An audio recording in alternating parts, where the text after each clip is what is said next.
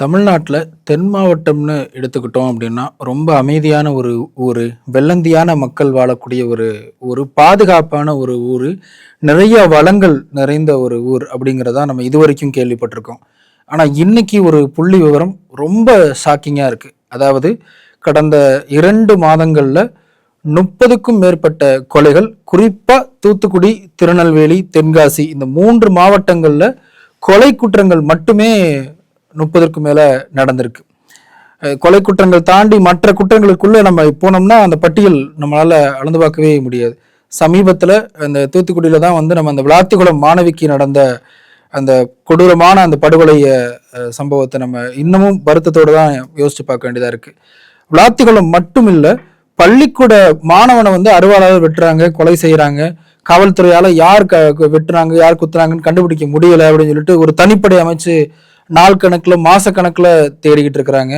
கிராமங்களுக்குள்ள புகுந்து உள்ள புகுந்து கண்ணில் படுறவங்க எல்லாத்தையுமே வெட்டி வீசி எறிகிறாங்க, கொலை செய்யறாங்க. ஆனா இந்த காவல்துறை என்ன செஞ்சுக்கிட்டு இருக்கு அப்படிங்கிறது நமக்கு உண்மையிலேயே ஒரு மில்லியன் டாலர் ஒரு கேள்வியா தான் இருக்கு. உண்மையிலேயே தமிழ்நாடு மனிதர்கள் வாழ தகுதியற்ற ஒரு நாடாயிருச்சோ, ஒரு மாநிலம் ஆயிருச்சோ அப்படிங்கிற ஒரு பயம் தான் நமக்கு வருது. ஏன்னா தென் மாவட்டங்கள்ல தொடர்ந்து சாதிய சண்டைகள், சாதிய மோதல்கள், அது மட்டும் இல்லாம போதை கலாச்சாரம் எல்லா ஊர்கள்லையும் எல்லா கிராமங்கள்லையும் ரொம்ப சர்வசாதாரணமாக 24 மணி நேரமும் இந்த டாஸ்மாக் அப்படிங்கிறது செயல்படுது. டாஸ்மாக் மட்டும் இல்ல, பல்வேறு விதமான போதை பொருட்கள் ரொம்ப எளிமையா இளைஞர்களுக்கு, மாணவர்களுக்கெல்லாம் கிடைக்குது. அது மாதிரி காவல் நிலைய மரணங்களும் லாக்அப் டெத்ஸும் தென் மாவட்டங்கள்ல ரொம்ப அதிகமாயிருக்கு. காவல்துறை அதிகாரிகள் உண்மையான குற்றவாளிகளை கண்டறிவதில்லை. அவங்களுக்கு தெளிவா தெரியும் யாரு குற்றத்தில் ஈடுபடுறாங்க, யார் போதைப் பொருட்களை விற்கிறாங்க அப்படின்னு. ஆனா அதையெல்லாம் விட்டுட்டு பொய் வழக்குகள் அதிகமா போடுறாங்கன்னு பல்வேறு மனித உரிமை ஆர்வலர்கள் குற்றம் சாட்டுறாங்க. அவங்கள ஒத்துக்க சொல்லி வற்புறுத்துறது, துன்புறுத்துறது.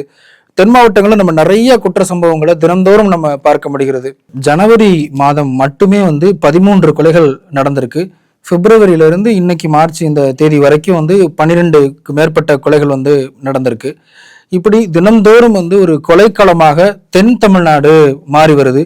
ஏற்கனவே தென் தமிழ்நாட்டில் வேலை வாய்ப்பு இல்லாம இளைஞர்கள் எல்லாருமே சென்னையை நோக்கி படையெடுத்து வரக்கூடிய ஒரு சூழல் வந்திருக்கு. எல்லா அரசியல் கட்சிகள், குறிப்பாக அதிமுக, பாஜக போன்ற கட்சிகள் தொடர்ந்து தென் மாவட்டங்கள்ல வளர்ச்சிக்கான திட்டங்களை உருவாக்க வேண்டும் அப்படின்னு தொடர்ந்து வற்புறுத்திட்டு வர்றாங்க. ஆனா திமுக அரசாங்கம் அதை செய்ய தவறி இருக்கு. இன்னைக்கு வரைக்கும் காவல்துறைக்குன்னு ஒரு தலைவர் இல்லாம அந்த துறை இயங்குது. மக்கள் சாமானிய மக்களை காவல்துறைக்கான அமைச்சர் யாரு, அந்த அமைச்சர் என்ன செய்யறாங்க அப்படின்னு ஒரு சாமானிய மக்களே கேள்வி கேட்கக்கூடிய நிலைமையில இன்னைக்கு மாறி இருக்கு.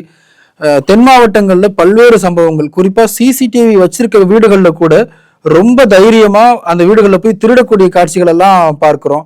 எல்லாரையும் சர்வ சாதாரணமா பேருந்துல போகக்கூடிய பெண்கள் அவங்க கழுத்துல இருந்து அந்த தாலி செயினை, இந்த தங்க செயினை அத்துக்கிட்டு போகக்கூடிய காட்சிகள்லாம் பார்க்கிறோம்.